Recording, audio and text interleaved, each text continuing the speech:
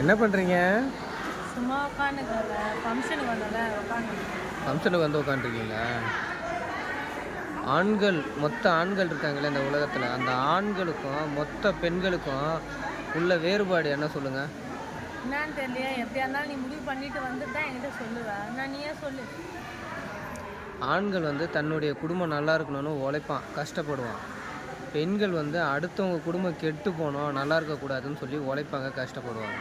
அதுக்கான வேலையை பார்ப்பாங்க. இதான் வித்தியாசம். எப்படி? ஏன் பெண்கள் உழைக்கிற பெண்கள் பார்த்ததே இல்லையா வீட்டுக்காக? தன் வீட்டுக்காக எவ்வளோ பெண்கள் தான் உழைக்கிறாங்க. ஏன் ஆண்கள் வீட்டுக்கு எடுக்கிற ஆண்கள் இல்லவே இல்லையா? பெண்கள் மட்டும்தான் இருக்காங்க நம்ம பொறுத்த வரைக்கும்.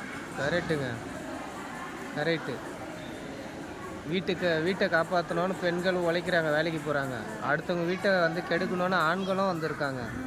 ஆனால் இயல்பில் பார்க்க போனால் தண்ணியும் எண்ணெயும் ஒன்றாகாது. தண்ணி வந்து தண்ணி தான், எண்ணெய் வந்து எண்ணெய் தான்.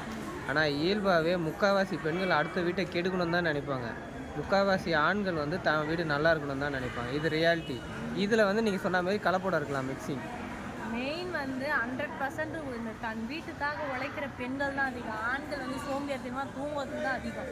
மற்றவங்க வீட்டை எப்படி கெடுக்கலாம், இப்போ பொண்டாட்டி நல்லா வேலைக்கு போகிறானே, இவன் தூங்கி நிற்கிறானே, எப்படியும் இது அப்படின்னு சொல்லிட்டு கலைக்கிறதுக்கு தான் இவன் இது பண்ணுவான். அப்படிங்களா?